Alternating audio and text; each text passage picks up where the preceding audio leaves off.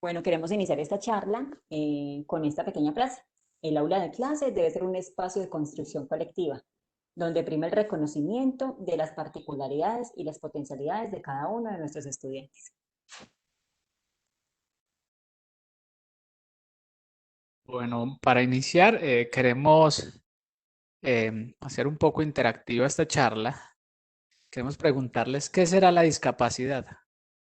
¿Qué entendemos por ese concepto que a veces nos aterra un poco en el ámbito académico? ¿Qué será la discapacidad?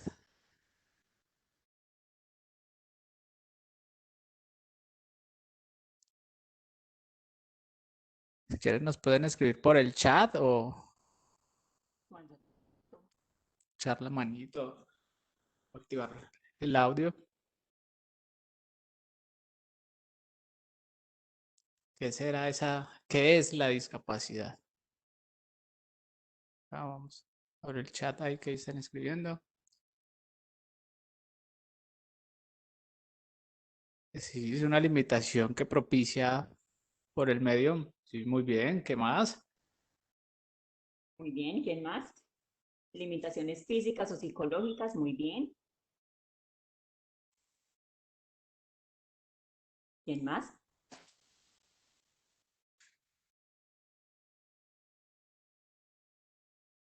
Sí, limitaciones físicas o psicológicas.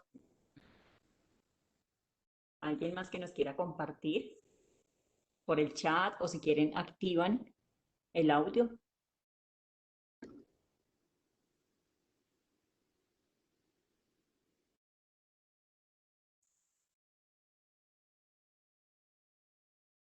Bueno, según la Organización Mundial de la Salud, eh, una discapacidad es una deficiencia, es una restricción, un impedimento de la capacidad para realizar una actividad en la que se considera normal para un ser humano. Si requiere de una ayuda adicional, de unos elementos que le permitan alcanzar ese objetivo como tal, entonces podemos estar frente a una discapacidad. Acá les mostramos la palabra discapacidad, si pueden. Bueno, profes, no nos gusta mucho esta palabra. Discapacidad, como lo pueden evidenciar en la presentación, es más capacidad, ¿cierto? Capacidad, como lo ven ahí en mayúscula, de esos estudiantes, ¿cierto? Todas las capacidades que tienen y lo que los caracteriza, ¿sí? Entonces, más que discapacidad, es capacidad. Es trabajar sobre esas habilidades que los estudiantes tienen para fortalecer esas en las que presenta alguna deficiencia. Estas dificultades, em, estas deficiencias son definidas en función de cómo afectan la vida de esa persona. Y tenemos en esas funciones en los tipos de discapacidad. Tenemos la discapacidad sensorial, discapacidad motora y discapacidad cognitiva. Dentro de esa discapacidad sensorial, como su nombre lo indica, tiene que ver con los sentidos, esa discapacidad visual y discapacidad auditiva.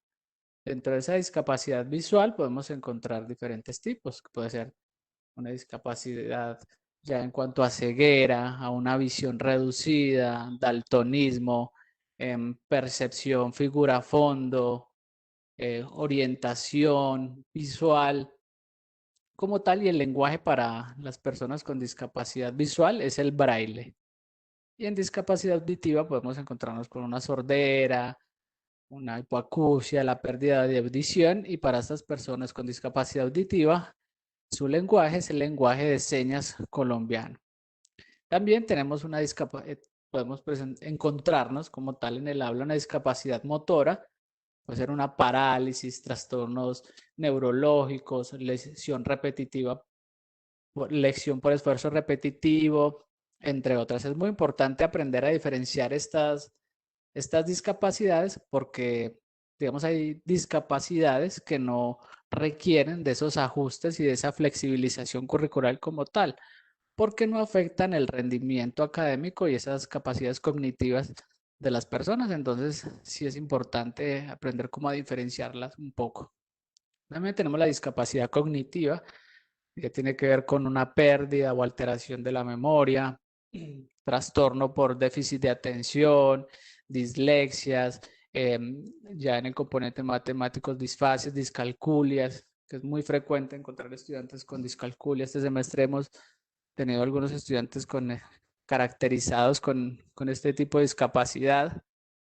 Entonces, estos son como los tres grandes bloques de tipos de discapacidad que podemos encontrar en el aula. Bueno, profes, la educación inclusiva desde la Universidad del Quindío y parados en el Acuerdo 029 del 28 de julio de 2019, ellos nos invitan a esa formación integral a través de esos currículos flexibles, ¿sí? Currículos flexibles y una formación sólida y básica en encuentros académicos y en distintos ambientes.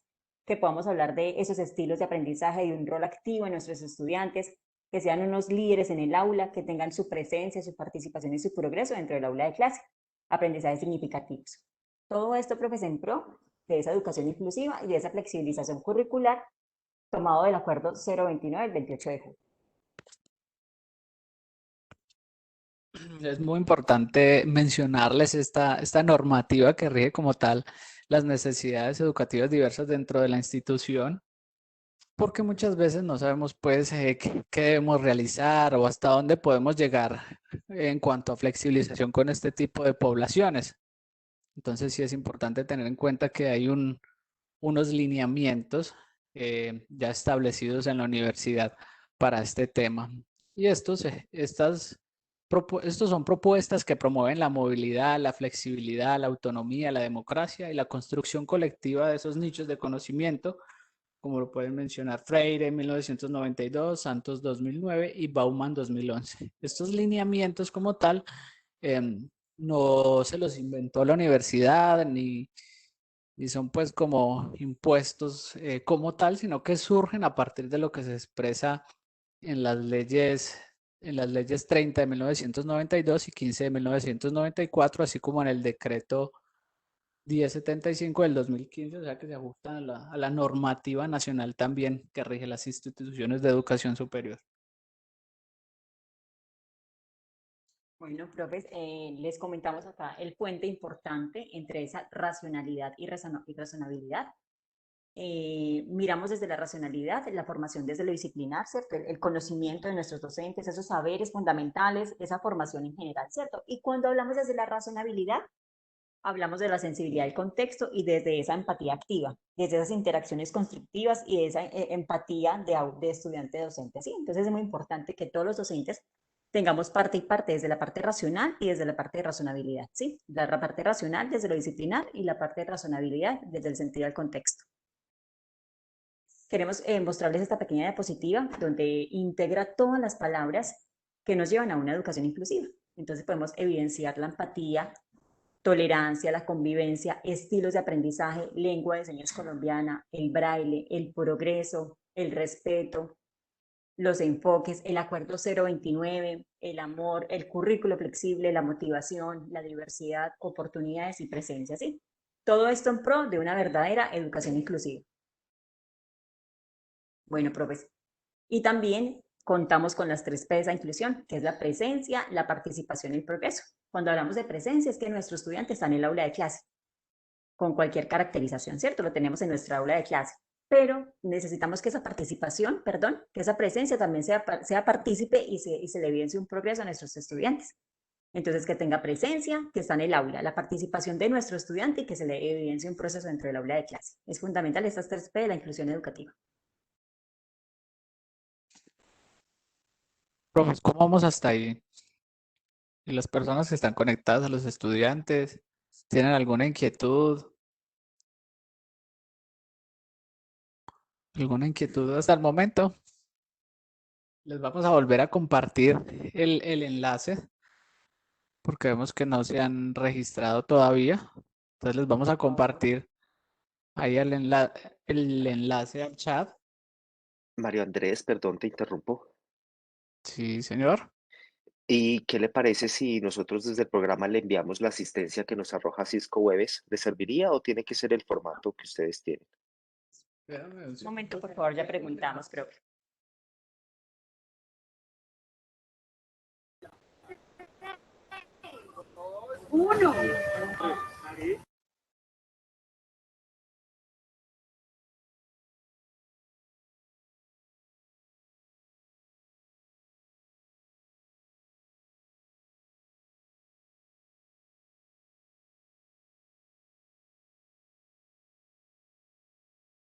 Listo, profe, sí, ¿me la puedes compartir, por favor? Muchas gracias. Ok, con la secretaria entonces hacemos eso. Perfecto, gracias. Perfecto, muchísimas gracias. Bueno, para continuar, vamos a ver como unos tipsitos en cuanto a detección de las necesidades educativas diversas.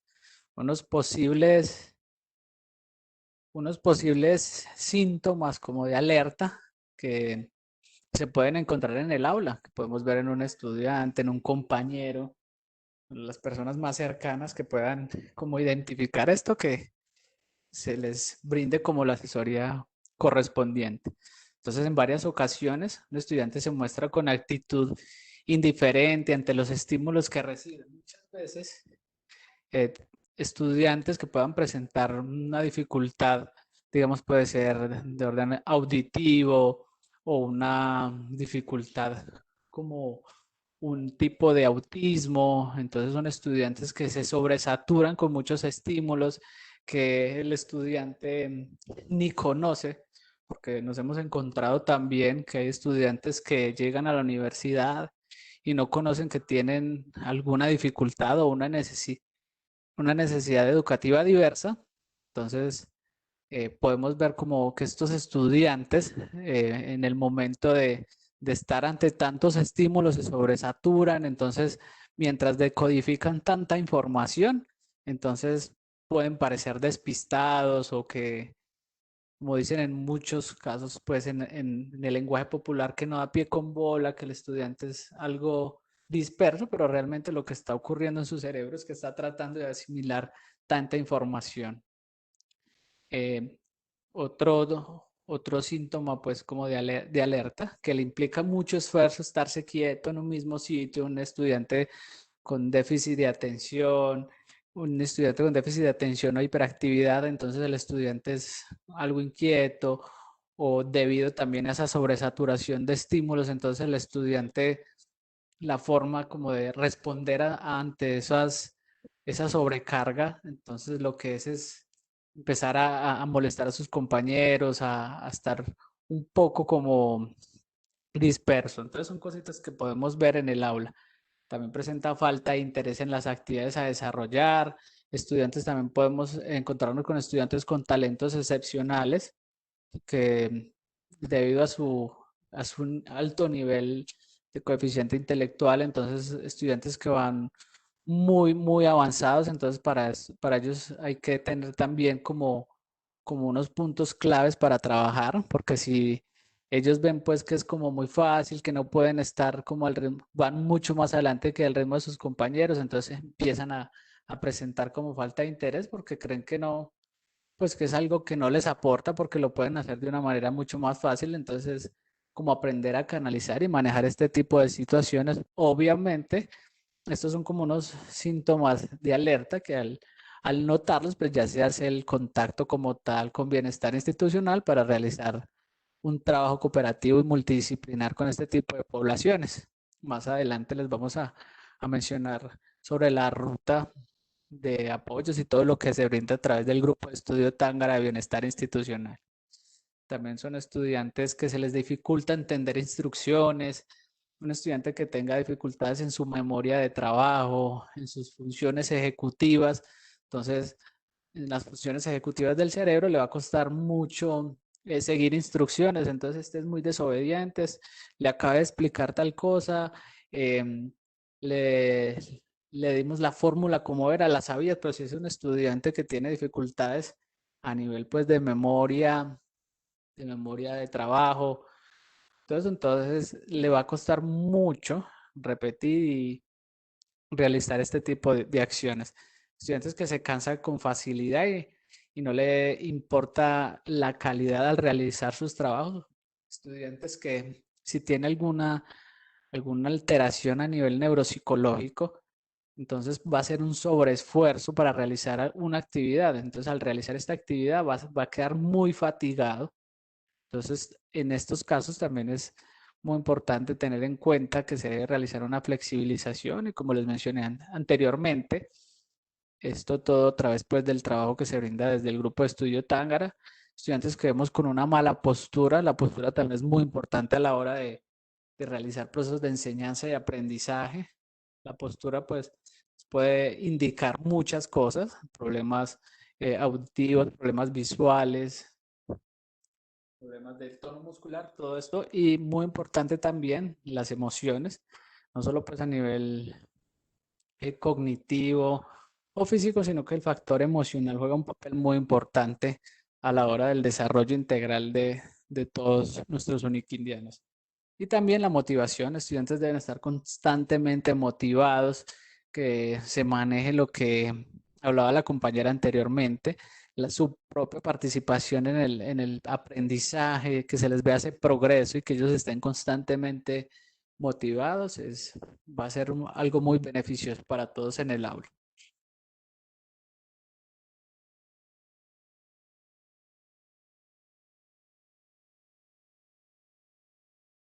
Bueno, ¿qué requiere un estudiante con una necesidad educativa diversa? Se requieren de ayudas pedagógicas y didácticas. Ayudas pedagógicas y didácticas que vayan acorde a las necesidades de cada uno de ellos. Esas flexibilizaciones curriculares que surgen a partir de esas necesidades que se encuentren, digamos, con los estudiantes que ya están caracterizados y que se les hace el seguimiento como tal por parte del grupo de estudio Tángara, el acompañamiento adecuado. Entonces ya se brindan como las herramientas para realizar esas flexibilizaciones curriculares y muy importante también que todas esas herramientas que se le brindan, que sean herramientas innovadoras, que llamen su atención, que vayan acordes a las necesidades, no solo que presenta los estudiantes, sino que vayan acordes a las necesidades del contexto en el que se van a desenvolver, la motivación, como les hablaba anteriormente, ese rol activo en el proceso académico que van a tener ellos, que sean partícipes de su propio aprendizaje, el reforzarle, muy importante reforzarle sus logros, estimularlos constantemente, incentivarlos, decirles, valorar ese esfuerzo que estos estudiantes realizan, que a pesar de que vayan un poco más lento que los otros, que la otro tipo de poblaciones, entonces valorarles ese esfuerzo, eso va a ser muy importante para ellos, esa gratificación que les genera el sentir que se les está valorando eso que pueden realizar. Implementar diferentes actividades para aprendizajes significativos, teniendo en cuenta todos los estilos de aprendizaje, que al encontrarnos en un aula con escenarios multiculturales, con estudiantes que vienen de diferentes contextos, diferentes formas de aprender, es muy importante tener esto en cuenta a la hora de encontrarnos en el aula, los mismos estudiantes que sean conscientes de qué manera aprenden mejor. Eso es muy importante. Muchas veces ni el propio estudiante sabe cómo aprende. Entonces es muy valioso que cada uno tenga en cuenta como la forma más eficaz que tiene a la hora de aprender. Esto le va a ayudar a buscar esas alternativas que le ayuden a construir su propio aprendizaje, el estudiante que sea como protagonista en el aula, un protagonista positivo, sea un ejemplo a seguir y aumentar las habilidades de estos estudiantes trabajando sobre lo que pueden hacer, no con lo que no pueden hacer, sino con lo que realmente pueden hacer para estimular esas otras habilidades en las que presenta deficiencia. Bueno, profes, ¿cómo vamos hasta el momento? ¿Dudas, preguntas, inquietudes?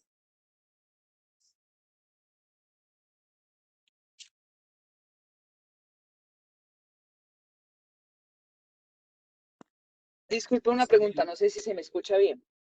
Sí. Digamos, ¿qué test podría hacer uno a los estudiantes para darse cuenta qué discapacidad o bueno, qué dificultades presentan ellos, porque si uno tiene 30 estudiantes, muy difícil darse cuenta. Sí, claro, no hay un test como tal que pueda aplicarse para identificar qué tipo de discapacidad tiene y ya pues, y tampoco, pues en la universidad está como autorizado este tipo de exámenes, esto ya es por parte de la EPS, pero estos síntomas de alerta como que les mencionábamos anteriormente, cuando detectamos algo y que es reiterativo, es muy importante también la comunicación entre los docentes. ¿Por qué? Porque entonces si tienen un estudiante que empiezan a evidenciar que presenta algunos síntomas como los que hemos mencionado, que se vuelve como un caso bien particular, compartir con los mismos profes que ya han estado con el estudiante para mencionarle cómo ha sido en la clase de él, si es solo en las clases en las que está con nosotros o si es en todas las clases.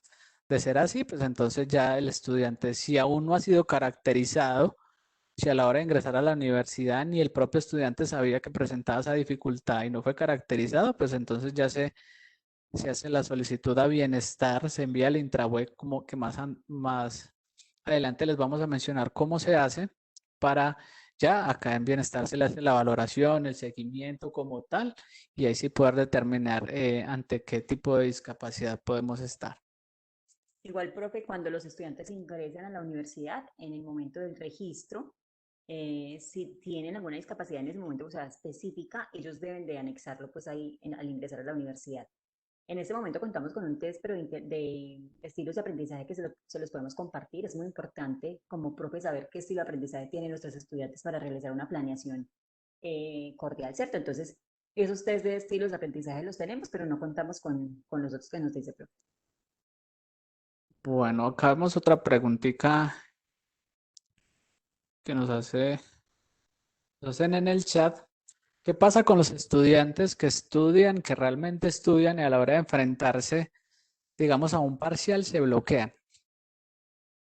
Muchas veces todo lo que ocurre acá en estos casos es que, digamos, la misma mente le juega una mala pasada. Es decir, hay algo que se llama el ruido mental. Es como esa narrativa que el mismo estudiante se está contando. Entonces empieza el estudiante, tiene los conocimientos, ha estudiado, ha sido juicioso a la hora de estudiar, pero él mismo empieza a contarse una historia, a decirse, no, pero si sale tal pregunta que no la sé, si me va a ir mal, ay, empieza a preocuparse y así él mismo se empieza a contar esa historia que termina bloqueándolo, como se dice de alguna manera. Entonces ahí sí, digamos, ya se empieza a trabajar directamente acá en el estudiante algo hay muchas herramientas, digamos ya a nivel neuropsicológico que se manejan acá para trabajar con este tipo de situaciones. Esto es muy frecuente. Estamos acá en consulta que nos han mencionado este tipo de situaciones y ya dependiendo de cada caso en particular, vamos como al origen de la dificultad para ayudarles en ese sentido. Entonces, esto en gran medida, no siempre, pero sí es como les mencionaba, que es ese ruido mental que juega una mala pasada. También, profe, es muy importante esa evaluación de cierto flexible, ¿cierto? Porque también tenemos estudiantes con alguna caracterización que se les dificulta de pronto un parcial o puede ser una evaluación oral. Entonces, ser como flexibles en esa parte, ¿cierto? Si de pronto la podemos hacer escrita, pero también podemos dar otra opción de hacerla oral, es válida, ¿cierto? Entonces, también podemos pensar en esa evaluación flexible que también lo planteas de la universidad.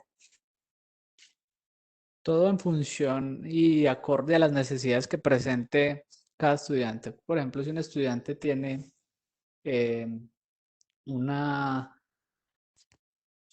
una lesión en un brazo, una discapacidad pues en cuanto a su motricidad fina para realizar trazos y demás, entonces para pedirle a él y darle el mismo tiempo para realizar un parcial que al otro tipo de los estudiantes que no presentan ninguna discapacidad, entonces ahí sí es como entrar a evaluar esa parte en cuanto a tiempos, en cuanto a forma de evaluar, si para este estudiante, si podemos como medir el alcance de sus conocimientos realizándolo de forma oral, entonces ya esa sí es, digamos, ahí ya juega un papel muy importante el criterio de cada docente en cuanto a eso.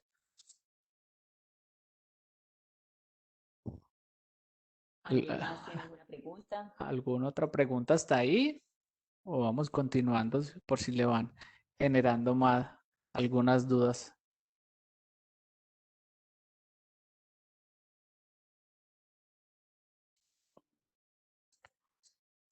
Bueno, vamos a continuar entonces. Nos vamos a fijar un minutico en esta diapositiva currículo flexible. Bueno, porque les cuento que este ericito que ustedes están evidenciando en este momento, quiere tener un sombrerito o un gorrito como lo tienen los otros dos compañeritos. Vamos a pensar por 10 segunditos qué podríamos hacer para que este ericito pudiese tener también el gorrito así como lo tienen los compañeritos. Personitas que nos quieran escribir por el chat, por favor lo pueden hacer perfectamente. Algunas estrategias, ¿qué podríamos hacer con ese ericito? ¿Cómo le podríamos colocar el globito?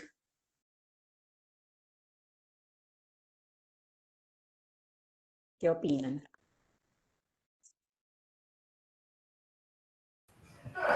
Ponerle gomitas en todas las púas y ahí sí se le puede poner el gorrito. Ponerle gomitas. Muy bien, profe. Muchas gracias. ¿Alguien más? ¿Alguien que nos quiera Pues comentar? hacer una base de otro material y encima ponerle todos los globitos. Bien. Una base de otro material. Muy bien. ¿Alguien más?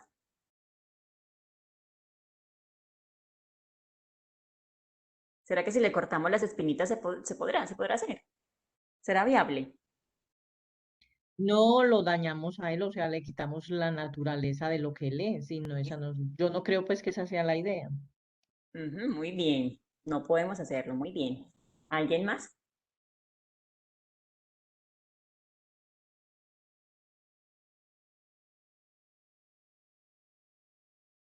¿Qué más podríamos hacer con el ericito para que tenga su globito como los compañeros? Buenas noches, ¿me escuchan? Buenas noches. En el chat hay un compañero que puso, un muchacho que puso que colocarle un globo con helio. Es bastante interesante. Y de mi parte, pues decía que ponerle un casco y encima el globito, ¿no? Ponerle un casco. Sí, acá estamos revisando el chat.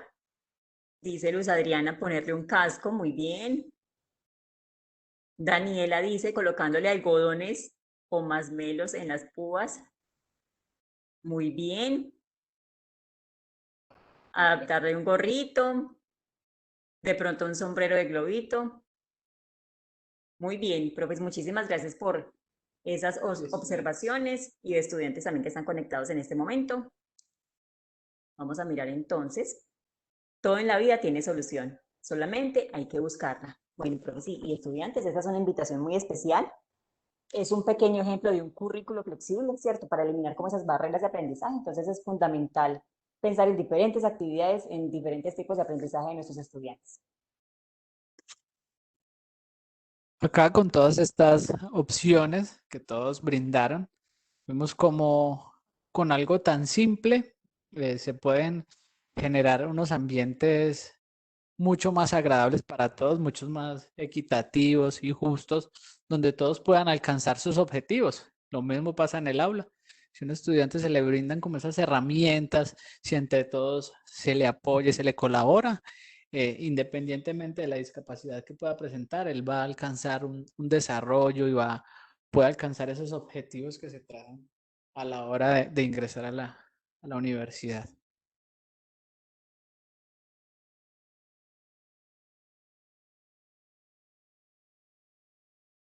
Bueno, estos son como unos tips para el trabajo en aula con estudiantes con necesidades diversas. El respeto y la diversidad son valores que deben prevalecer en el aula, entender que no todos venimos con las mismas habilidades en el mismo nivel, que venimos de escenarios distintos, de formaciones distintas, respetar esos estilos de aprendizaje, fortaleciéndolos todos, haciendo que el aula sea un escenario multidisciplinar, tratando de trabajar todos esos estilos para explicar un tema, utilizando todos esos estilos para abarcar a toda la población.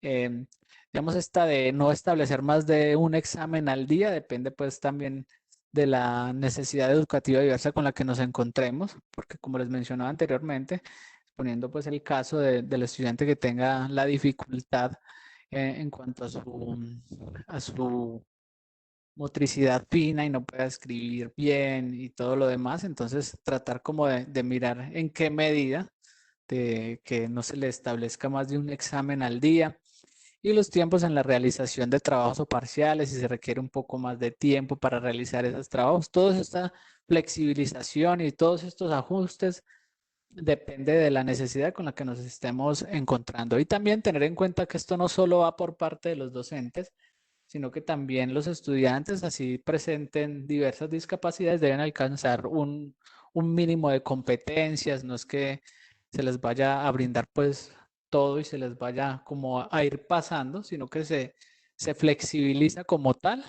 se hace esa flexibilización para que el estudiante pueda alcanzar los objetivos, pero también debe poner de su parte. Bueno, recuerden que la atención está puesta en las posibilidades del alumno que aprende y no en sus limitaciones. Les dejamos como esta frasecita y ya continuamos con la compañera.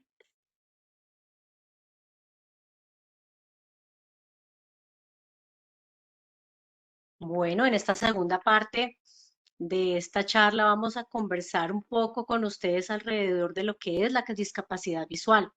En algún momento de nuestro actuar profesional es posible que nos encontremos con personas con este tipo de discapacidad. Seguramente algunos de los aquí presentes dirán, bueno, yo ya he tenido la experiencia, yo ya he tenido la experiencia de trabajar con estudiantes con discapacidad visual, con compañeros de trabajo que la han tenido, ¿sí?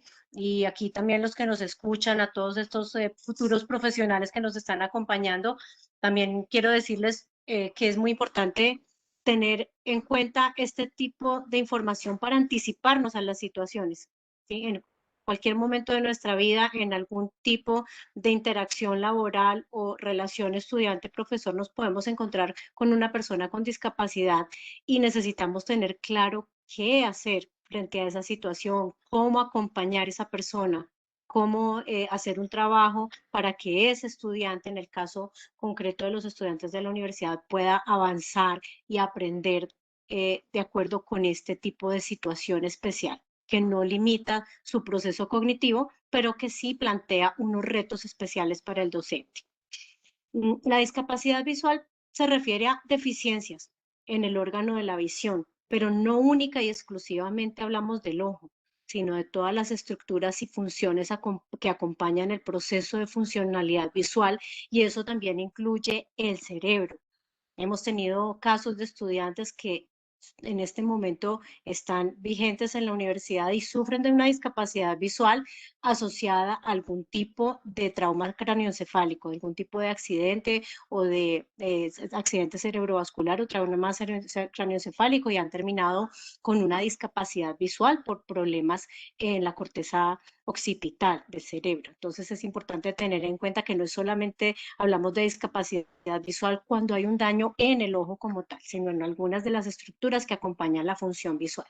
Como ustedes ven acá en el cuadro, hay diferentes tipos de discapacidad visual, ¿sí? Hay diferentes niveles también. Están las personas con visión normal, que competen, digamos, la mayor parte, que comprende la mayor parte de la población estudiantil de la universidad, y otro porcentaje importante en donde están categorizadas esas personas que tienen un problema visual leve, una visión casi normal, que de pronto con algún tipo de ayuda especial, en este caso unos lentes de fórmula, pueden solucionar su problema y llevar un proceso de aprendizaje de manera normal.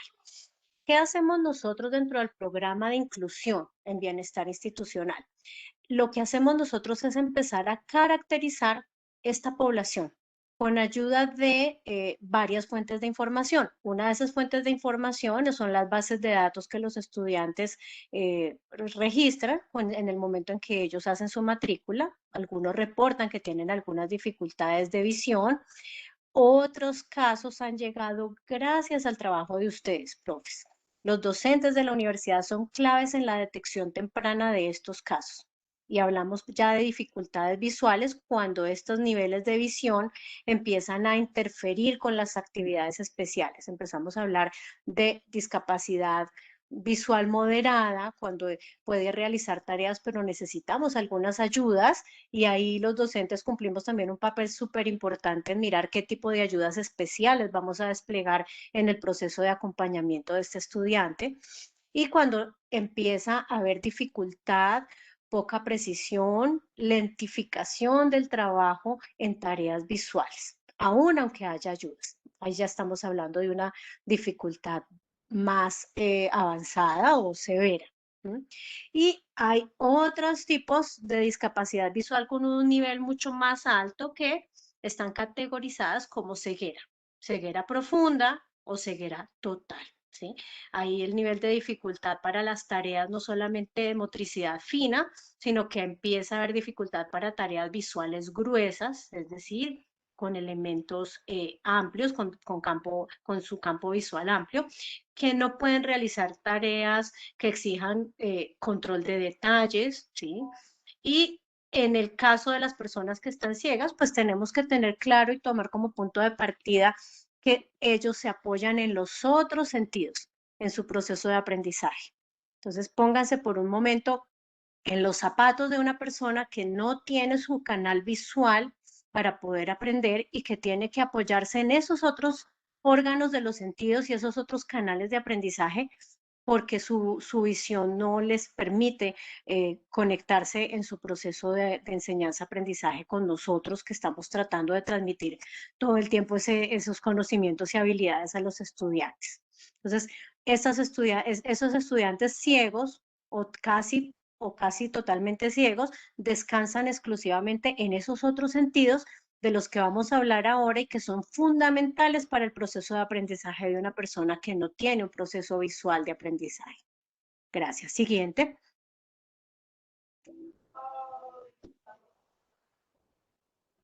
Bueno, como punto de partida, en las estrategias de trabajo en aula para estudiantes con discapacidad visual hay una regla que es importante, ¿sí? Que aplica no solamente para los estudiantes con discapacidad visual, sino para todo tipo de estudiante que ingrese por primera vez a nuestras aulas. Hay que preguntar, ¿sí? Nosotros como docentes, y me incluyo también en el proceso de a veces omitir cosas muy obvias. ¿Sí? Nos recibimos iniciando semestre un grupo de 40, 50 estudiantes y a veces nos olvidamos como de esas preguntas previas de exploración del grupo. Bueno, ¿hay algún estudiante acá que tenga algún tipo de discapacidad que requiera ayuda especial en su proceso de aprendizaje? Considero yo que es un punto de partida fundamental en los procesos que a nosotros acompañamos como docentes porque la discapacidad visual es una de muchas otras discapacidades, como bien hablaban nuestros compañeros. Algunas de estas discapacidades no son evidentes a nuestros ojos y la discapacidad visual no es la excepción. Nosotros a veces tenemos como en nuestro imaginario la figura de la persona ciega que utiliza bastón, que utiliza lentes, que tiene los ojos en un proceso como de atrofia, que hay alguna apariencia extraña en su rostro o en sus ojos, pero la realidad es que la gran mayoría de personas con discapacidad visual no se ven así e incluso pasan desapercibidas a nuestros ojos. Podríamos no creer o no imaginar que una persona o un estudiante con discapacidad visual ha estado sentado frente a nosotros todo el semestre y hemos pasado por alto esa condición porque no se notaba, ¿sí? Porque no era evidente. Por eso es muy importante que nosotros siempre observemos, preguntemos, verifiquemos y hagamos la solicitud de apoyo oportuno en el caso de que nosotros sospechemos que hay un estudiante que está teniendo problemas a nivel visual, a nivel auditivo, a nivel de discapacidad cognitiva, en la condición que sea. Si hay una sospecha, es importante, es mejor pasar a veces por exagerados y que nosotros descartemos y que en bienestar se haga un proceso y digamos, no, el estudiante puede tener unas condiciones normales, no hay una discapacidad y descartemos esa condición a que nosotros omitamos ese paso y de pronto nos estemos enfrentando a un estudiante que realmente está teniendo una discapacidad y que nosotros lo pasamos por alto y se fue al siguiente semestre y no pudimos hacer el acompañamiento de manera oportuna. Siguiente. Gracias. vamos a empezar por mirar cuáles son esas estrategias de comunicación que son claves en la discapacidad visual, ¿sí? Aplica para cualquier contexto, tanto en lo educativo como en un contexto social fuera del contexto académico. Aquí vamos a hablar de cosas muy obvias, de cosas que nos parecen pues como muy obvias, pero que realmente cuando estamos frente a una persona con discapacidad visual no son tan obvias, porque son cosas fundamentales en poder establecer un buen canal de comunicación con esa otra persona que no nos está viendo y que no se puede conectar con nosotros a través del canal visual. Lo primero, el tono de voz. Es clave porque recordemos que el segundo canal en el proceso de aprendizaje es el canal auditivo, el canal que las personas sordas tienen alterado, ¿sí? Las personas con discapacidad visual lo utilizan como su principal canal de comunicación con el entorno. Entonces, el tono de voz, el hacer un control consciente de la prosodia de nuestro lenguaje, de todos esos componentes no verbales del lenguaje es muy importante. La persona con discapacidad visual se centra mucho en los elementos no verbales del lenguaje, el tono, el ritmo, la actitud que yo tengo al verbalizar y al expresarme verbalmente, la vocalización. ¿Sí? Tengamos en cuenta que este es su canal fundamental de comunicación, entonces necesitamos que sea un muy buen canal. Hay obviamente que evitar lo que nosotros hacemos todo el tiempo y es acompañar el lenguaje verbal por gestos, ¿sí? Si nosotros pues hacemos conciencia de eso, nosotros todo el tiempo cuando estamos conversando con nuestros estudiantes o con nuestros compañeros de trabajo, utilizamos las manos, utilizamos los gestos, utilizamos otros componentes diferentes que acompañan el lenguaje verbal, pero en este caso necesitamos hacer consciente que la persona con la que nos estamos comunicando no puede ver ese tipo de gestos, no se puede conectar con nosotros a través de los gestos o de la postura corporal. ¿Mm? Las nociones espaciales acá son súper importantes. Las nociones espaciales. ¿Por qué? Porque una persona ciega, una persona con discapacidad visual necesita puntos de referencias claros para moverse, no solamente dentro del aula de clases, sino en general dentro del entorno en el que ella se desenvuelve en su cotidianidad. Entonces, tener puntos de referencia claros y poderle decir a esa persona, mira, hay una silla desocupada a 3 pasos al frente tuyo, ¿sí? O tienes sentado a tu compañero de trabajo a 2 pasos a tu derecha, o detrás tuyo a tantas sillas se encuentra el monitor de la asignatura que te va a acompañar y está sentado detrás tuyo. Entonces, esto que hacemos nosotros con un chequeo visual alrededor del salón y lo hacemos en cuestión de segundos, en fracción de segundos, ellos lo necesitan hacer de manera intencional y de manera eh, eh, de manera imaginaria, es decir, creándose un punto de referencia en una imagen visual, en una imagen interna de su espacio. Entonces, tengamos muy claro el que necesitamos ayudarle a ellos a tener unos referentes espaciales claros para moverse dentro de nuestro contexto, dentro del aula. Hablar siempre dirigiendo la mirada a la cara. La persona que tiene discapacidad visual es muy hábil para rastrear o ubicar de dónde procede el sonido, ¿sí? ¿Dónde está la fuente de sonido que me está hablando? Esa persona que me está hablando, ¿dónde está ubicada? Siempre mirar a la cara, ¿sí? Ellos logran percibir a través de la localización del sonido si yo les estoy hablando a la cara o si les estoy dando la espalda. Como forma también de dignificar su condición, es muy importante que nosotros nos dirijamos directamente a ellos, utilicemos mucho lenguaje no verbal para referirnos a los estudiantes, ¿sí? Estamos en un aula de clase y decimos, bueno, usted allá, el joven de la camisa verde, ¿sí? Ellos a través de su nombre y evitar hacer cosas como el dirigirnos al guía. ¿Sí? Muchas de las personas con discapacidad visual, entre otras, no todos, requieren de un guía lector, de una persona que los acompaña en su proceso de trabajo a lo largo pues del proceso académico. Entonces es muy importante que nosotros cuando hablemos con ellos nos dirijamos directamente a ellos y no al guía. He visto desafortunadamente casos, no hablo de la universidad, sino de otros contextos, donde las personas interactúan con el intérprete en el caso del sordo o con el guía lector en el caso de la persona que está, que está presente en la reunión con discapacidad visual, como si ellos fueran un mueble y un accesorio dentro de la reunión. Y es una falta total de respeto con ellos, el hablar yo con el intérprete o con el guía y a este cómo le ha ido, como alguna vez me decía alguien, a este muchacho cómo le ha ido y este muchacho dónde estudia y él quién es y este cómo se llama y si le estará yendo bien, como si la persona no estuviera presente. Entonces, podemos caer en esas dinámicas de comunicación inapropiada de manera inconsciente, por eso es muy importante que tengamos claro que el guía lector, en este caso, es un puente de comunicación con el estudiante, es una persona que ayuda, que presta herramientas en el proceso visual, pero no es la persona responsable del estudiante, no es una niñera, no es su tutor de compañía permanente, sino es una persona que está facilitando un proceso de aprendizaje.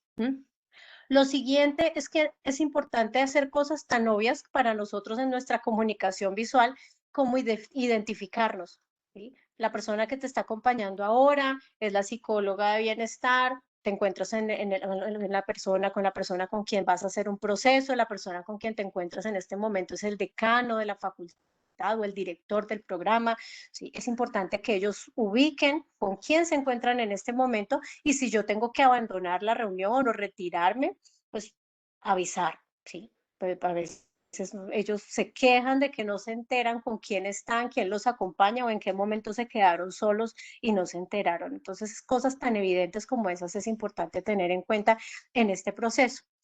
Por último, hay personas que tienen como la tendencia a tocar mucho a las personas con discapacidad visual, sobre todo los que tienen una visión muy limitada o están ciegos. Ese proceso de tacto sí ayuda, ¿sí? Como lo vemos en las fotografías, el proceso del tacto, el tocar las letras, el contacto cuerpo a cuerpo con la otra persona puede ayudar, pero siempre necesitamos por regla general solicitar esa autorización, ¿sí? Mira, ¿me permites que yo tome tu mano para poder ubicar tu mano sobre mi rostro y que tú me conozcas? ¿Sí? Que tú sepas quién soy yo y que me aprendas a identificar. Si la persona autoriza ese contacto físico es maravilloso porque es un canal táctil que abre la persona para poder conocer y abrir un puente de comunicación conmigo. Pero en el caso de que la persona se sienta incómoda y no autorice ese contacto, pues debo evitarlo o debo por lo menos preguntar antes de hacerlo. Y por último, evitar las reacciones sorpresivas. ¿Sí? Cosas como gritos, expresiones de pronto como de sorpresa, de alguna situación que sucede en el contexto social y inadvertida, necesitamos por respeto a esa persona explicar qué está pasando y qué es lo que está sucediendo ahí, porque son personas que al no tener el control visual sobre los elementos de su entorno tienden a sobresaltarse en ese tipo de situaciones. Gracias. Siguiente. Aquí la invitación es a que nosotros dentro de la Universidad del Quindío promovamos la inclusión dentro de nuestra comunidad universitaria. Trátese de una persona con discapacidad visual, auditiva, una persona con discapacidad cognitiva, con algún tipo de trastorno mental. Nosotros debemos promover una actitud inclusiva, una actitud de tener en cuenta a esta persona, no para hacer por ella, no es para hacer por ella lo que ella es capaz de hacer, porque en eso estoy totalmente de acuerdo con lo que planteaban mis compañeros al inicio, no es sustituir la persona, incapacitar la persona con discapacidad. Y en esas funciones debo construir unos ajustes para acompañar y facilitar su proceso de aprendizaje. En lo demás, la persona puede funcionar teniendo las actividades de la vida diaria lo más independiente y lo más autónoma posible. Es muy importante eso y yo siempre lo recalco en los procesos de intervención y de acompañamiento tanto con docentes como con los mismos estudiantes, ¿sí? Si tú tienes una discapacidad visual, no esperes que la universidad te ponga un helicóptero para traerte a clase, ¿sí? No esperes que te ponga un chofer para que te recoja en tu casa y te traiga a la universidad. Son cosas que tú necesitas empezar a resolver por cuenta propia para tú sentirte una persona independiente y sentir la satisfacción de que estás ganando autonomía. ¿sí? Entonces, esos ajustes puntuales se hacen en el caso concreto de los estudiantes, en las dificultades que tienen y en aquellos puntos específicos que le pueden permitir a los estudiantes tener un mejor proceso de aprendizaje. Continuemos. Gracias. Bueno, aquí vamos a hablar nuevamente de ajustes razonables, como hablaban mis compañeros con dificultad, con las necesidades educativas diversas ahora al inicio. Pero estos ajustes razonables ya están contextualizados específicamente en el caso de estudiantes con baja visión y son una lista de recomendaciones que de acuerdo a nuestra experiencia en los procesos de inclusión en la universidad nos han funcionado para que los estudiantes con baja visión puedan tener un buen proceso y se sientan cómodos y adaptados dentro de este proceso. En primer lugar, pues poner en conocimiento de docentes y compañeros la limitación visual. Cuando hay un estudiante con una dificultad visual, con baja visión, es importante que nosotros hagamos un empalme con el equipo de docentes que va a recibir ese estudiante el siguiente semestre y socialicemos las estrategias con estos docentes para facilitarle al grupo de nuevos docentes el trabajo con este estudiante y partir de lo que ya se está haciendo. A veces esos docentes cuando reciben estudiantes con discapacidad y esos docentes, no han recibido una previa capacitación, es como arrancar de cero.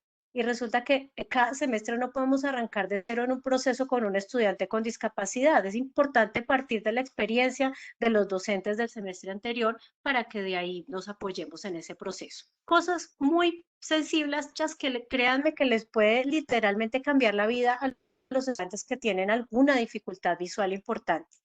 Las copias impresas de los materiales de lectura, en la letra lo más nítida, lo más grande posible, elementos de escritura de mayor contraste. Entre más contraste haya entre el papel y mi elemento de escritura, para ellos es muchísimo mejor poder leer. Una estudiante me decía un día, mire, resolví comprarme un paquete de marcadores negros muy oscuros para tablero blanco y obsequiarle a mis profesores los marcadores, porque este estudiante tenía un problema de baja visión bien complicado. Y en el momento en que los docentes empezaron a hacer conciencia de que ella necesitaba que le escribieran muy oscuro, en una letra muy clara, con buen tamaño la letra, le cambió la vida, logró empezar a ver los apuntes y a ser mucho más funcional y más independiente en su trabajo en clase. Entonces, es importante eso, cuando tengo un estudiante con baja visión, revisar qué tan grande debo hacer la letra para que tú me entiendas, preguntar y verificar, logras ver este tipo de letra, necesitas que la haga un poco más grande para ti, puedes ver este tipo de letra, ¿qué letra te sirve? Ellos ya saben, muchos de ellos tienen unas plantillas en Word donde ellos hacen los trabajos y donde reciben también los talleres de los profesores y les funciona muy bien. Ellos le dicen a uno cosas como, mire, la letra que yo mejor leo es la Arial Black tamaño 25. Listo. De ahí para adelante puedo tener un punto de referencia claro de en qué letra debo trabajar con este estudiante para que pueda trabajar sin ninguna dificultad. Obviamente sirven cosas como solicitar el préstamo de apuntes a algún compañero que tenga una letra clara, muy, muy legible. Y aquí voy a tocar un punto que es supremamente importante y es el entrenamiento de estos estudiantes en esos otros canales de aprendizaje que nosotros como docentes les podemos ayudar a entrenar. Y ahí hablo de la atención y de la memoria auditiva. Los estudiantes que tienen dificultad visual necesitan entrenar su atención auditiva, necesitan desarrollar una muy buena memoria auditiva, no solamente por su proceso y su paso por la universidad, sino porque ellos a nivel profesional se van a apoyar de esos dispositivos básicos de aprendizaje para ejercer su carrera desde ahí, desde tener un muy buen dominio de esos procesos auditivos. Entonces, ayudémosles a memorizar de manera auditiva, a centrar la atención en la parte verbal, ¿sí? Incluir incluso el canal táctil y kinestésico en el proceso de enseñanza. No se me ocurren ejemplos desde las matemáticas, que es lo que ustedes, profes, manejan en su programa, pero tengo ejemplos muy interesantes de cómo los estudiantes han aprendido a través de canal táctil, por ejemplo, las formas de las letras y de los símbolos fonéticos para el aprendizaje de otros idiomas. ¿Cómo puedo diferenciar las diferentes maneras de pronunciar la letra A en el inglés? Alguna persona, una guía lectora, se inventó algún día una estrategia muy interesante y es que empezó a hacer en plastilina los fonemas para diferenciar las diferentes formas de pronunciar las vocales en el inglés para un estudiante ciego. Y el estudiante tocó las letras y empezó a entender y avanzar en su proceso de decodificación fonética en el inglés a través del tacto. Eso para que ustedes lo piensen como se podría hacer desde las matemáticas. Sería maravilloso inventarse alguna estrategia que pudiera permitir a los estudiantes desarrollar proceso matemático y proceso lógico matemático a través del tacto. Sería supremamente interesante y pues ese cuestionamiento se lo dejo aquí al equipo de expertos. Por otro lado, el sistema de evaluación de las personas que tienen baja visión requiere flexibilización, sí, definitivamente necesitamos sistema de evaluación. Veía por ahí en el chat que alguien preguntaba cuál es el protocolo para uno solicitar evaluaciones orales. Si hay una persona que tiene un certificado de discapacidad visual o un diagnóstico de baja visión, nosotros podemos mediar en un proceso para flexibilizar ese sistema de evaluación y solicitar que, por ejemplo, en el caso de este tipo de estudiantes se hagan evaluaciones orales. ¿Sí? En otros casos se utilizan en otros contextos con estudiantes con otras condiciones diferentes, como por ejemplo la dislexia, pero en el contexto de los estudiantes con baja visión, pues la oralidad es una manera muy válida de poder permitirles a ellos hacer una sustentación oral y dar cuenta de sus conocimientos de manera oral. Todos los medios de evaluación que no se centren en lo visual son válidos para poder evaluar sus procesos de aprendizaje. Los audiolibros, profes, una ayuda que es maravillosa para ellos. El poder hacer un banco de audiolibros de mis asignaturas a cargo. Es increíble cómo eso les ayuda a ellos a avanzar en sus procesos en sustitución de esos textos tradicionales y les permite ser más independientes del guía lector. Porque lo que necesitamos en últimas es que cuando ellos se gradúen sean lo suficientemente independientes para poder trabajar por cuenta propia sin ayuda de ese guía lector que les proporciona la universidad en su paso por los semestres que ellos cursan. Entonces el uso de audiolibros les da a ellos la independencia que necesitan en el proceso de aprendizaje. Y pues obviamente en el momento que ellos requieran tutorías individuales, pues sobra decir que en los espacios académicos donde ellos presenten dificultad, van a necesitar en algún momento algunas tutorías individuales, no porque tengan un problema cognitivo, no porque tengan un déficit cognitivo, sino porque sus procesos de aprendizaje son diferentes y su procesamiento de la información es diferente y posiblemente vayan a un ritmo diferente que el de sus compañeros en esa consolidación de los aprendizajes y necesitamos apoyar. Por último, hay que orientarles en el uso de TICs para discapacidad visual y en eso es bueno.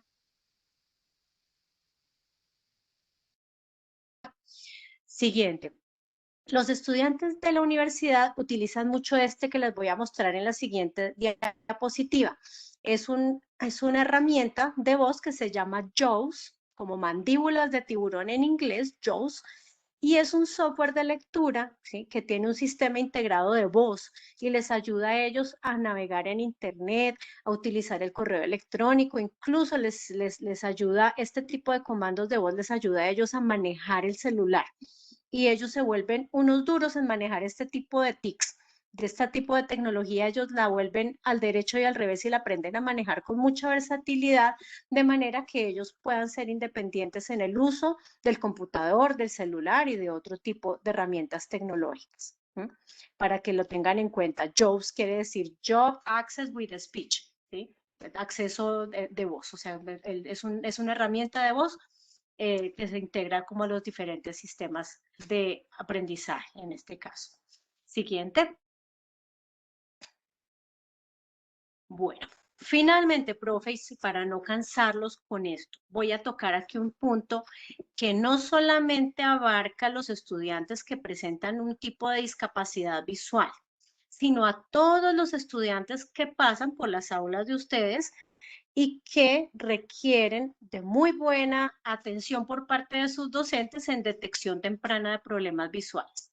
Como les decía yo al inicio, muchos de los casos que nosotros nos llegan a bienestar han sido gracias a que ustedes son nuestros ojos y nuestros oídos en la universidad y nos ayudan a filtrar esos casos que requieren un acompañamiento especial por parte de bienestar. En esto de la detección temprana de problemas visuales es clave el trabajo de ustedes como docentes, el poder identificar signos de alerta en los estudiantes que nos permitan identificar si requieren un acompañamiento especial o una remisión a servicios de salud externos. Siguiente, ¿cuáles son esos signos de alerta que nosotros necesitamos trabajar? ¿Sí? Signos de alerta que nos pueden indicar que un estudiante necesita apoyo y de pronto una valoración visual, sobreesfuerzo, un estudiante que se esfuerza mucho, que tiene problemas de visión lejana evidenciados en que no reconoce a las personas a distancia, no puede ver las diapositivas, siempre se tiene que sentar muy pegado del tablero porque no logra ver, problemas con visión próxima que pueden ser identificados en las dificultades de los estudiantes para tomar apuntes, para leer, para escribir. A veces los estudiantes con baja visión o con problemas visuales se camuflan dentro de esos estudiantes que tienen problemas de comprensión lectora.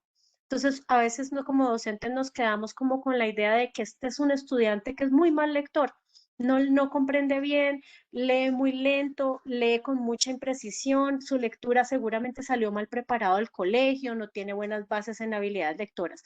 Pero ojo con eso, muchas veces detrás de esa impresión puede haber un problema de baja visión que no le está permitiendo al estudiante leer de manera apropiada. Entonces, primero hay que descartar eso. Si ustedes tienen un estudiante que evidentemente no lee con claridad, comete muchos errores de precisión al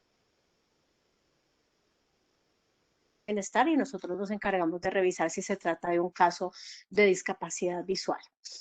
La distancia de lectura disminuye de forma significativa esos estudiantes que se pegan al computador o se pegan al texto para leer. ¿Cuál es la distancia adecuada para que ustedes lo busquen por internet? Para no profundizar en eso ahora porque nos demoraríamos mucho. El término técnico es la distancia de Harmon. La distancia de Harmon es un término técnico que se utiliza para definir la distancia que debe haber entre mis ojos y la superficie de lectura, ¿sí? En promedio. Y más o menos la distancia de Harmon, un poco más, un poco menos, es la distancia que hay entre la punta del dedo central, del dedo del corazón, y la punta del codo. Sí, la pueden buscar por internet. Si un estudiante se pega mucho, no respeta la distancia de Harmon, es un estudiante que puede estar necesitando lentes. Muchos estudiantes que necesitan lentes no son conscientes de que tienen problemas de visión. De ahí la importancia de nosotros como universidad de promover esos procesos de salud visual, porque muchos estudiantes llegan a bienestar porque les está yendo mal académicamente y resulta que no se habían dado cuenta que lo que sucede es que tienen una miopía, un estigmatismo o una hipermetropía que no les está permitiendo avanzar. Las luces de pantalla acentúan la dificultad de los estudiantes con baja visión. Por eso cuando yo proyecto una presentación en PowerPoint y hay mucha luminosidad en la pantalla, los estudiantes que tienen, por ejemplo, problemas de astigmatismo importantes, se les borran las letras por completo de la presentación. No logran enfocar las letras. Sucede mucho, sobre todo con problemas de astigmatismo. Y lo mismo pues con todo lo que es la realización de lecturas en medios digitales, cuando yo les mando a los estudiantes a leerse un PDF, si hay mucha luminosidad en la pantalla, eso limita muchísimo la capacidad de lectura. Estemos atentos también a los síntomas de fatiga visual de los estudiantes. Cuando los vemos estudiantes que todo el tiempo tienen los ojos enrojecidos, dolor de cabeza, los vemos cansados en clase, cuando no avanzan en las clases, cuando necesitan como una pausa todo el tiempo, cuando se fatigan mucho o no son eficaces en su trabajo que requiere monitoreo visual, en todo el trabajo que es de lectura, de toma de apuntes, de monitoreo visual les está costando dificultad. Y finalmente, pues revisar mucho la parte de la escritura, así como lo hablábamos ahora de la comprensión lectora. Cuando un estudiante no está logrando escribir en forma correcta, cuando nos ponemos a hacer trabajos a mano para conocer su capacidad de expresión y de precisión por escrito, posteriormente, a veces lo que encontramos es que hay estudiantes que ni siquiera son capaces de leer sus propios apuntes. Escribieron un montón de cosas y luego no son capaces ni siquiera de entender qué fue lo que ellos mismos escribieron. Por lo tanto, esos apuntes son totalmente improductivos porque no les sirven para estudiar, no les sirven para repasar el tema posteriormente. A veces dentro de ese grupo de estudiantes encontramos estudiantes que tienen problemas de escritura, que tienen como base una dificultad visual que no les permite precisar y con precisión. Bueno, esto yo les dejo como un poquito abierto pues el chat para que ustedes pregunten si tienen alguna inquietud. Yo sé pues que ahorita hay algunos profes que tienen un poco compromisos académicos a continuación, pero si hay preguntas, bienvenidas, pueden abrir el micrófono en este momento, pueden escribir por el chat para yo estar atenta a algunas inquietudes que ustedes puedan tener a partir de este tema.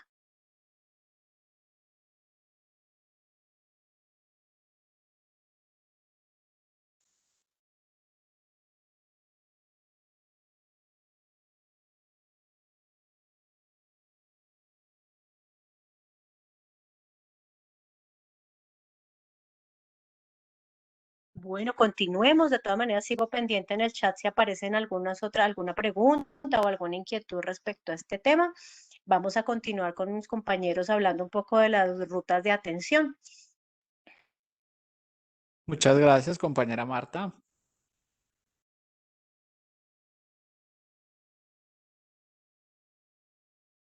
Bueno, vamos a continuar. Saben que si tienen alguna duda del tema que ha trabajado la compañera Marta, pueden escribirlo en el chat.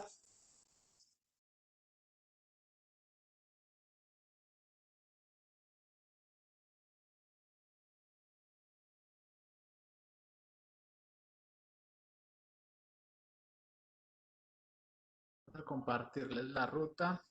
Sí, ya. Sí, se puede. Listo. Les vamos a compartir entonces la ruta de atención. Grupo de Estudio Tángara, con un objetivo principal y es brindar a la comunidad uniquindiana herramientas que potencialicen las habilidades de nuestros estudiantes y su desarrollo integral por medio de estrategias de formación que contribuyen a la permanencia estudiantil y el éxito académico. Bueno, ¿qué tipo de servicios, qué apoyo se brinda el grupo de estudio Tángara?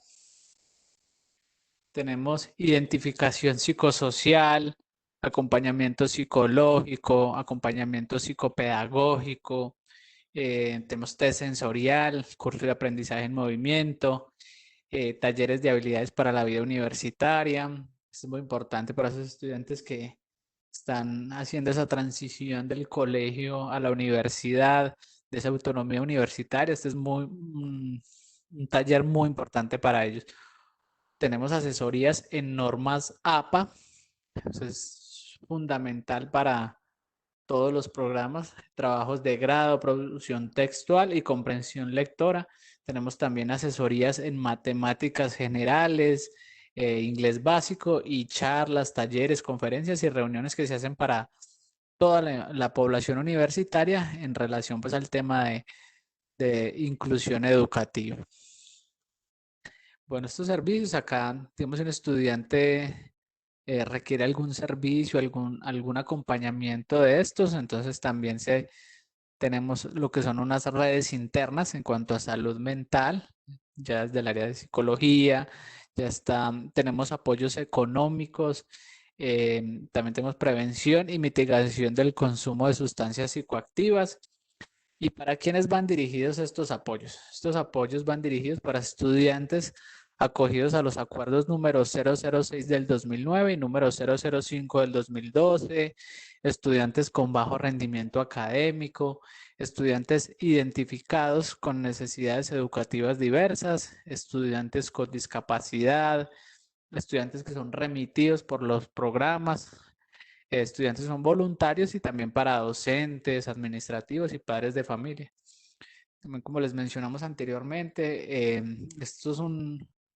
esto se hace con el propósito de hacer un trabajo colaborativo y un trabajo multidisciplinar que se trabaje tanto desde el aula como desde nosotros como profesionales ya desde el área de psicopedagogía, de psicología y de todas estas disciplinas que se manejan acá en el grupo de estudio Tángara. Entonces, ¿dónde pueden solicitar los servicios? Entonces, si un docente, entonces ya teniendo en cuenta esos signos de alerta que les mencionamos, Si empieza a detectar algo en un estudiante, entonces el docente ya habla con el director del programa, con los directores del programa, le envían un intraweb a Bienestar Institucional con toda la información para ya contactar al estudiante y hacerle el acompañamiento adecuado. O acercarse a la Secretaría del Área de Desarrollo Humano y Salud Integral en el bloque Bienestar Institucional o al correo electrónico head@uniquindio.edu.co y perdón, al teléfono o a la extensión 916 o 915. Entonces, estas son como las formas donde pueden solicitar los servicios. Bueno, y por el chat vemos que hay una pregunta para la compañera Marta.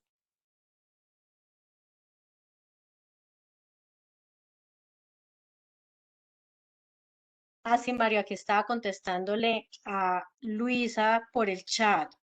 Ella nos preguntaba acerca de si una persona es necesario repetirle una frase 2 hasta 3 veces en un solo momento, si es posible que haya algún déficit en la parte auditiva. Este, dentro de muchos otros, es un signo de alerta que amerita una valoración auditiva. ¿Sí? Cuando nosotros hacemos las capacitaciones en este tema de la discapacidad, también en las charlas abordamos el tema de la discapacidad auditiva, que pues no la abordamos el día de hoy, pero que sí la podemos trabajar con ustedes como con mayor detalle en el próximo semestre posiblemente. Pero respondiéndole a la pregunta de Luisa, ¿qué se hace cuando intuimos o sospechamos que una persona no nos está escuchando bien? Es aconsejable recomendarle a ese estudiante, a esa persona, que haga una valoración auditiva por su EPS.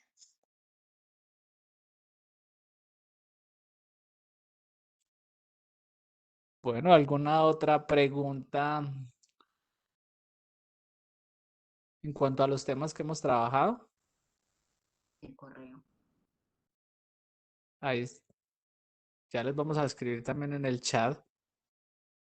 Ahí en la presentación está el correo. Escríbelo ahí, ya lo vamos a escribir ahí en el chat. El correo al cual pueden inscribir para tener más información en cuanto a los apoyos que se brinda desde el grupo de estudio Tángara.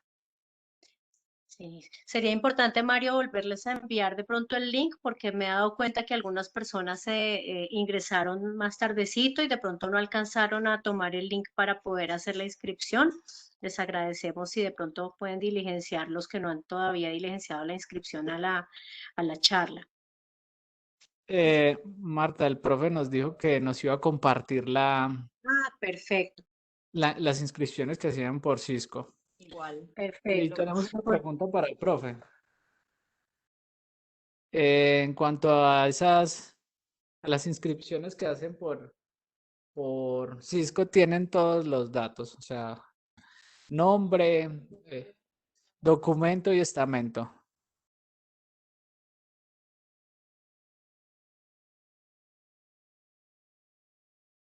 Hernán, ¿se encuentra por ahí? Perdón, Darío. Profe, de todas maneras, creo que solamente serían los nombres de los docentes. Era de todos los asistentes, entonces ya le vamos a Sí. compartir el enlace nuevamente. Ahí vamos a compartir el enlace para que todos diligencien la asistencia.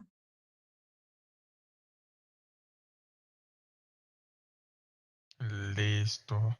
Ahí ¿Alguna otra está. pregunta de los compañeros?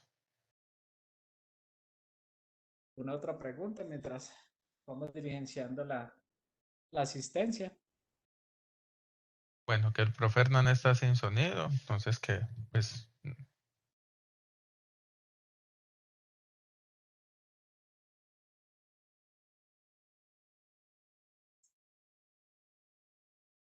Buenas noches, qué pena, es que yo de rato estoy alzando la mano y estoy como tratando de hacer una pregunta por el chat, pero no sé si me está haciendo entender.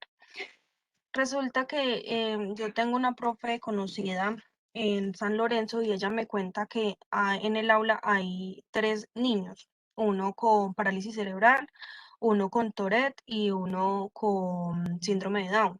Entonces, le exigen que haga una actividad para todos los estudiantes. Y yo tenía pues una discusión con ella, teniendo en cuenta que si hablamos de inclusión, se debe hacer una actividad para todos los estudiantes o uno como docente no puede hacer una actividad teniendo en cuenta a cada uno, a cada necesidad de cada uno, porque es que cómo voy a tener una, o sea, cómo voy a realizar una actividad sabiendo que son diferentes necesidades y cómo hacer del hecho de que esa actividad se aplique para todos, pensaría yo que tiene como una influencia negativa en el proceso de la enseñanza y el aprendizaje. Entonces yo quería como mirar allí ese aspecto.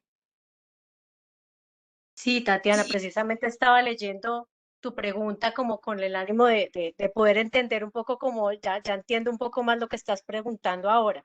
Mira, aplica para hay varias reglas como con respecto a lo que son las reglas de oro de la inclusión, ¿sí? No en todas las actividades necesitamos hacer ajustes para todos los estudiantes, ¿sí? Un estudiante que esté en una condición especial puede perfectamente trabajar de manera fluida y tranquila en muchas de las actividades sin hacer ningún tipo de ajuste. Entonces, ahí yo te respondería, depende cuál actividad y depende en qué contexto pedagógico se esté generando esta actividad. Porque si tú me hablas de un estudiante que tenga un problema de motricidad, pues posiblemente si la actividad tiene una prioridad motora, pues habrá que hacer ajustes con el estudiante que tiene una condición motora. Pero si la actividad tiene que ver con música y sonido, pues seguramente tendré que hacer una actividad si el estudiante tiene una condición de limitación auditiva. Entonces, depende la actividad. Habrá actividades que los incluyan a todos y que pueda y que tenga uno como docente la habilidad y la creatividad de integrarlos a todos en una misma actividad, ¿sí? Pero habrá situaciones en donde la misma actividad no aplique para todas las condiciones. Entonces, depende mucho la situación y depende mucho del contexto pedagógico en que se esté dando esa actividad. No sé si mis compañeros quieran aportar algo más al respecto. Sí, todo en relación a la pregunta, todo depende de la necesidad del estudiante, de las habilidades que tenga desarrolladas y de la actividad del tema como tal que se vaya a trabajar, como mencionaba la compañera Marta. Vale, muchísimas gracias. Vale, con gusto.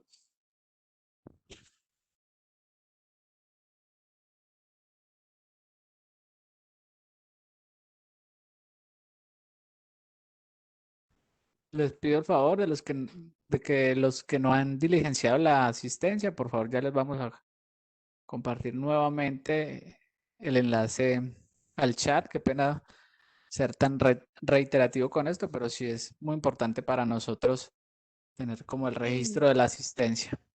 Sí, les explicamos un poco como cuál es como la razón. Nosotros desde Bienestar llevamos un seguimiento de cuáles docentes ya recibieron ciertas capacitaciones para no ser repetitivos y volver el otro semestre a hacer el mismo tipo de charla o la misma capacitación, sino que si ustedes se registran con esta información, seguramente para futuras ocasiones programaremos cosas diferentes para poder trabajar otros temas relacionados con la inclusión y con las habilidades en necesidades educativas especiales. Entonces, por eso es importante saber quiénes recibieron la charla el día de hoy. Muchas gracias. Sí, y en relación a lo que nos envían ahí desde el programa, que en el registro solo les tienen nombre y correo. Nosotros necesitamos también el estamento y el número de documento. Entonces, por eso la importancia de diligenciar la asistencia, por favor. Bueno, yo creo que alguna otra persona tiene preguntas para los compañeros.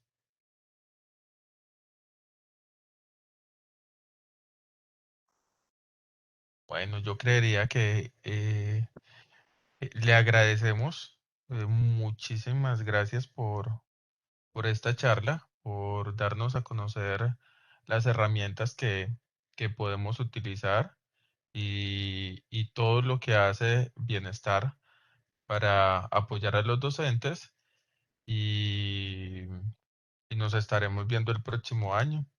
Muchas gracias a los participantes.